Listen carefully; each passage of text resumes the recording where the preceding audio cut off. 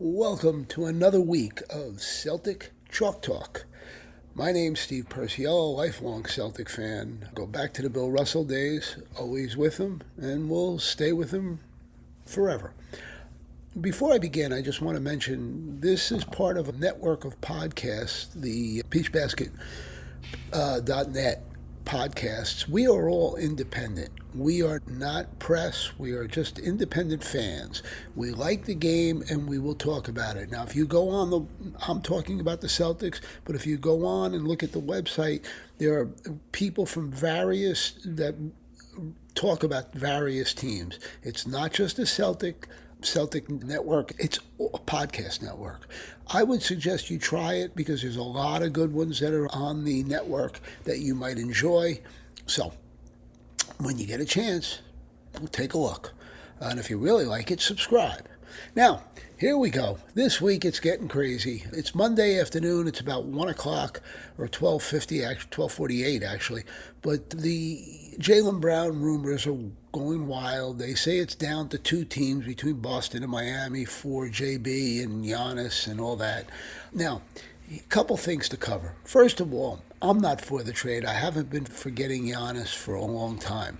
I just think the risk is too big in the way that Giannis gets hurt so often. He's missed a lot of playoff games over the last couple of years, missed a lot of games last year, 35, I know, or 36.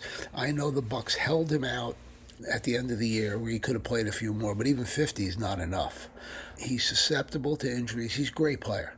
He's a great player. He changes the Celtic dynamic if they got him because now they have a rim protector, a guy that can go to the basket and score. The key thing is he's got to be there. As for Jaylen Brown, I think Jaylen Brown is a really good player, top 15 player in the league.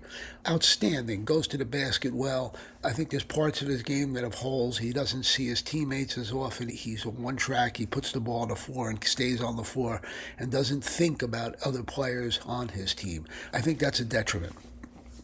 And I think it hurts the Celtics because what Brad Stevens put together was a team of shooters around Tatum and Brown with the hope of kicking the ball to them when defenses converge on the dribble drive. It didn't work this way, and it doesn't work that way for JB. I think Tatum, it does. Tatum is a walking triple-double every night. If he's healthy, he can play, and he's great, and he also rebounds real well, and he defends. JB can rebound for a guard very well. He can defend very well. The one other thing, and it's not a major thing, but just remember, JB's had little injuries over the years. A couple of years ago, he missed the playoff series against the Nets where Boston was blown out in 5 games. He was out for the end of the year because he had some problems with his legs.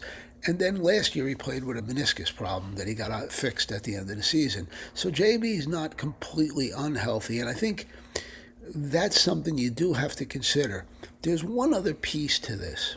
Once the word got out that JB is in a deal, you can't put the toothpaste back in the bottle or any other thing, any other cliche you want to use. It's over in Boston for JB. He's not going to be happy. I don't know, and I'll just think about this.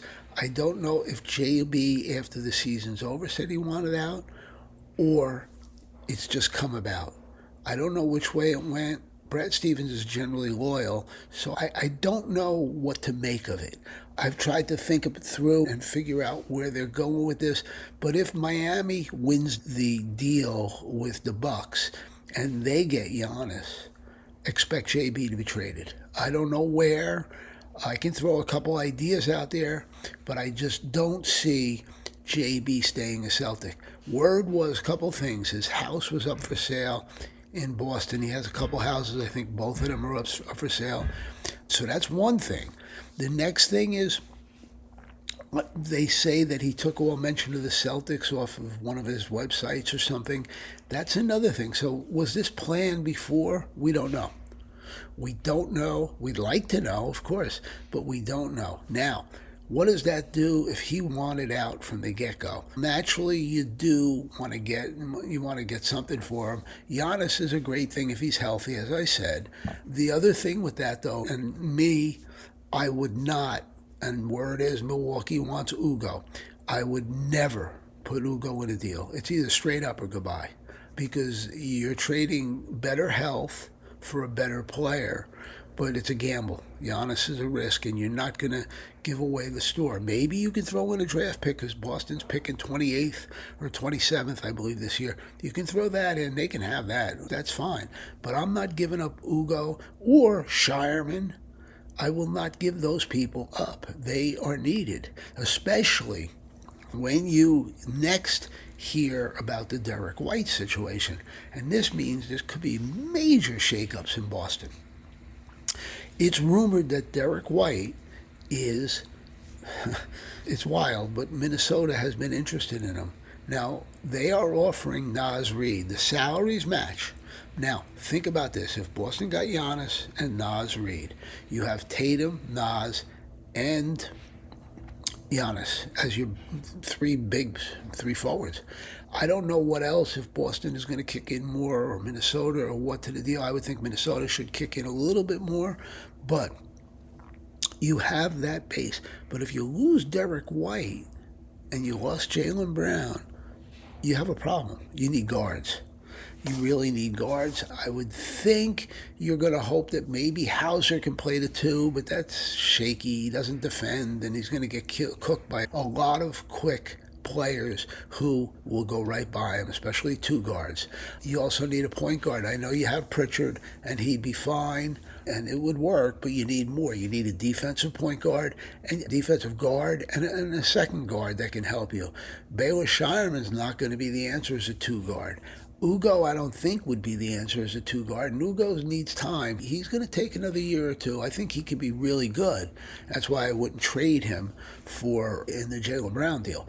But I think Ugo can play, and I think he's going to be a very good player. Borderline, I'm going to make a crazy statement, but he could be as good as a borderline all-star down the road if he learns and he becomes a more consistent shooter, particularly out of the corners.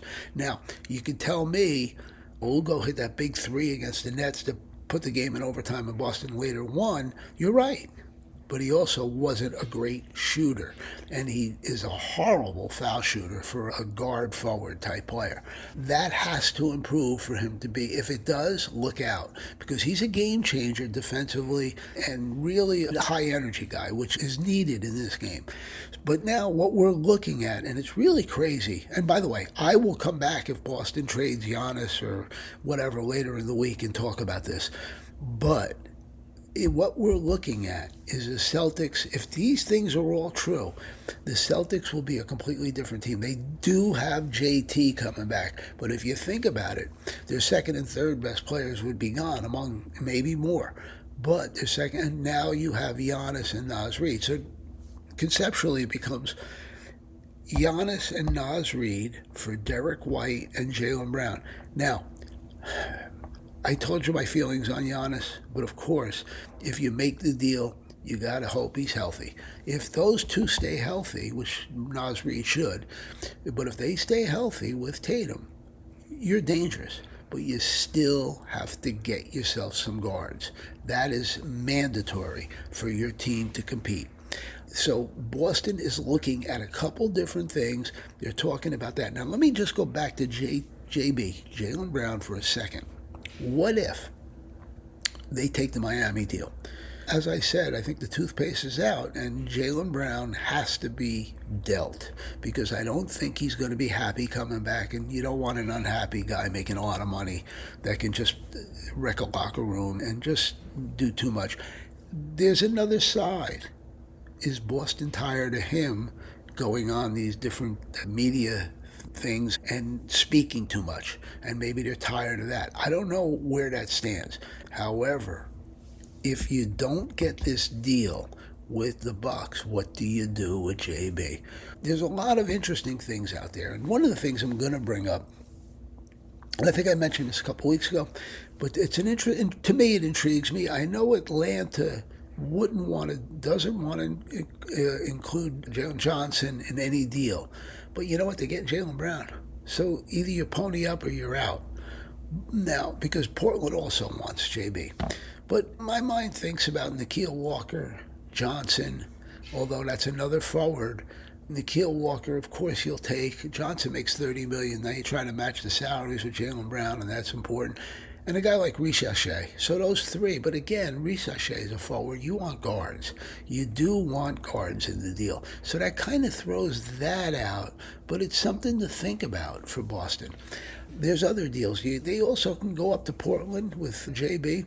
Portland is said to have wanted him. And now you're looking at Shaedon Sharpe. Who's a great shooter, a two-guard, decent defender. He could help. He could help. And you need something else. And I know Portland would love to get rid of Jeremy Grant. Again, that's a three. You need guards. I keep saying it. Unless Boston goes out and can sign somebody like Anthony Simons, you're getting a little stronger at the guard position. But in the deal with Portland, I'd want something else. I'd want more than those two guys. I'd want a couple picks, or I want another player. Money-wise, it just about works out, but you need more to do it. Now, that's all I have to say today. It's a wild day, and tomorrow, until the draft is over, I will be back if there's any major trades done by the Celtics, by major, Derrick White, or JB, Jaylen Brown. Thank you, have a good day, and talk to you soon.